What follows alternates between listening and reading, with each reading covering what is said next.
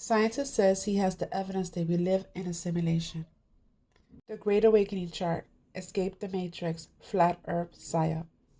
Prison Planet Theory is a soul trap ran by reptilians, known as the Brill Society. Reincarnation.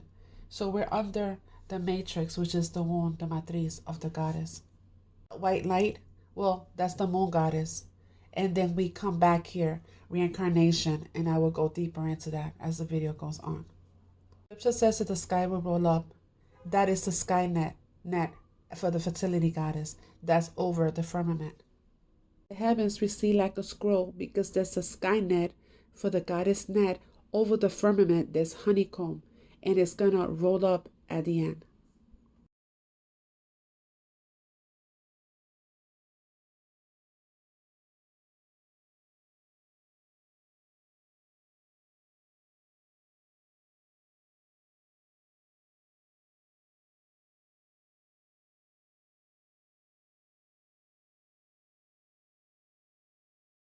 The prison planet theory claims that the tunnel of light, which appears, is actually just a trap. It's designed to wipe the whole memory of the latest incarnation and to recycle the individual's soul into another body. So this tunnel of light, basically, it's functioning to keep an individual's soul kind of in an infinite loop on Earth, if that makes sense. And that's like a core foundation of this theory. It's like the whole thing of like, oh, when you enter the white light, it's like you're being reborn again as like a brand new baby. And that's the loop. That's the infinite loop that I'm talking about here. There's also a memory wipe that occurs with it, and this causes everyone to have amnesia of their past experiences. There is a small group of individuals that do recall their past lives, and this is kind of also used as evidence for the prison planet theory. Un árbol común y corriente, pero hay una falla en la Matrix. Miren, ¿cómo puede ser esto posible? Ese tipo de sombra, ¿no? Pixeleada, miren. Y allá dirán, no, porque están amontonados, pero esta que está libre, pues está solita la rama. Vean cómo está pixeleada, ¿no? Otra vez, miren, no hay corte. Normal, la luna y pixeleada. This is basically the District of Columbia, the 3 cities that run the world. Okay, and I saw 3 unclean spirits like frost come out of the mouth of the dragon, King Charles, out of the mouth of the beast. That's right now Trump, but it's going to end up being Obama at end times. And out of the mouth of the false prophet, which is the Pope right now.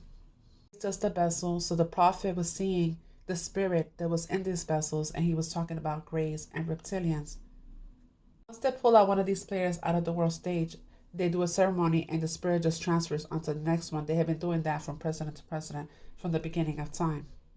You can see in this image, inner Earth civilization, Dracos, reptilians, in the bottom, Washington, D.C., City of London, Vatican City, your financial, spiritual, and your military. There goes Francis. With the stroke of a pen, U.S. Space Force became a reality. You can see that is the logo for the United States Space Force, and it's the same one that's inside the demonology book of King Charles. And this is from the COVID chart. As you can see, there goes the logo again, Space Force, and you see reptilians and grays. And this is from the CIA chart, and you see Anunnakis, Draco, reptilians, and your grays. So the Brill Society, which is your reptilians, are also mentioned in the CIA chart several times.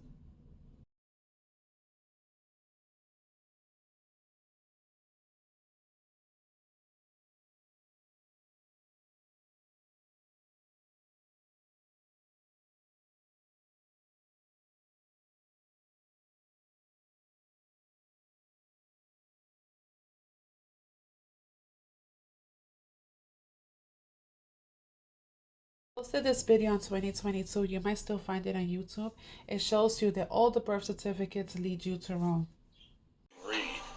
Your birth certificate does not define you. It represents the corporation associated with you. By willingly identifying yourself with your legal name, which is also your corporation's name, you subject yourself to the authority of the corporation. Your name written in full capital letters is not your legal name. It is the designation of the corporation.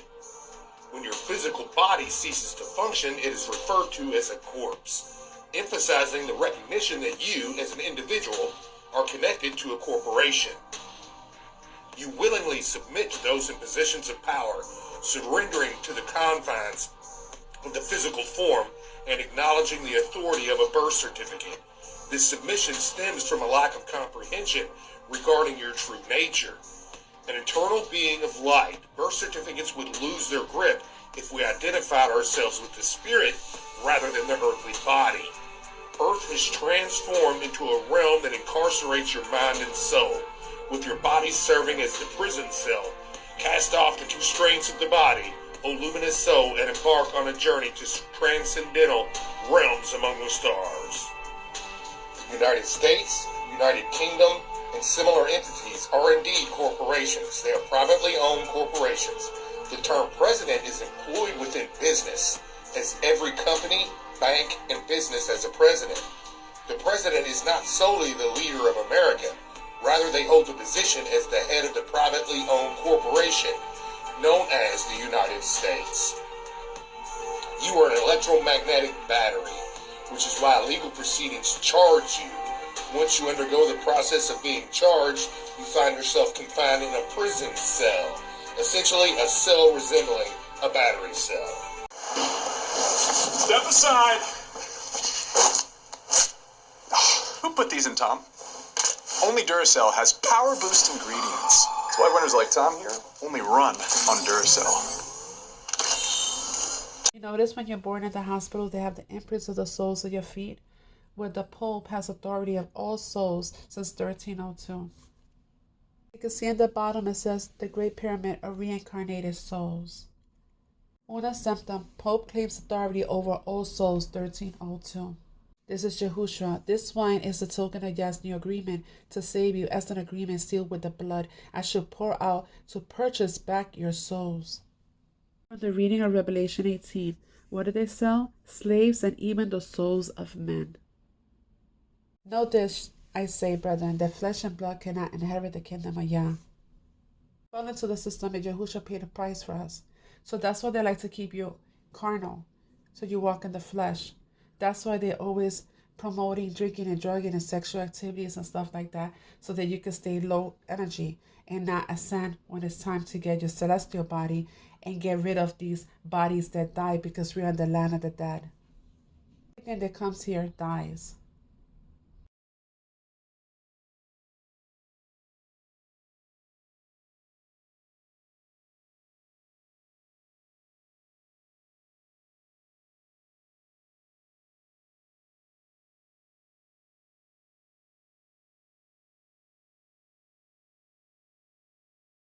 This cartoon I'm going to share with you, you're going to see how you see the M for McDonald's is upside down, because we're in a parallel world.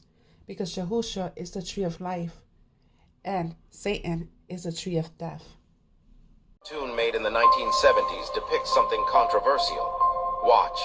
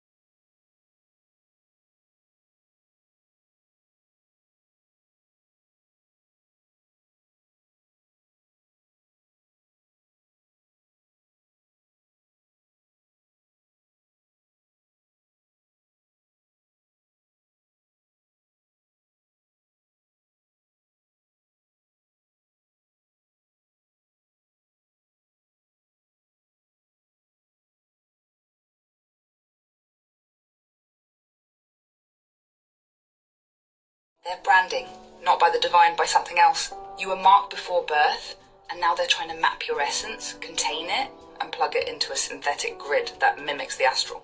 This isn't about identification, it's about spiritual infrastructure, and you're the product, the real origin. Fingerprints are soul seals, not flesh prints. Science says they're just friction ridges for gripping bananas. That's the lie.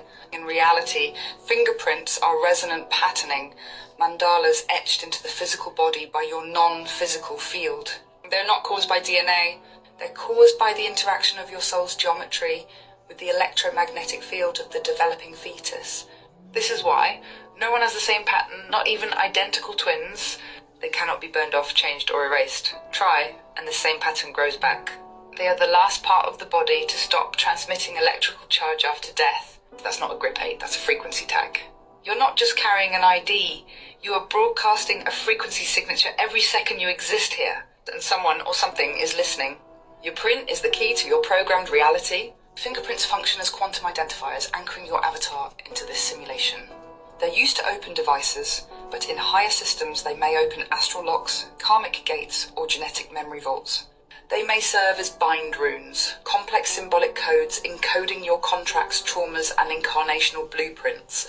Some occult systems believe your true name is encoded in the curvature of your prints, a spell etched in skin. You weren't born with random skin swells. You were sealed, tagged, and dropped into a body inside a system designed to track, study, and reroute your consciousness through endless loops. The ancient builders knew, and so did the elite. You'll find fingerprint-like spirals carved into megalithic stones, Göbekli Tepe, Malta, Cusco, obsidian mirrors, sarcophagi, and pyramidal walls, sacred architecture aligned to stars and earth grids.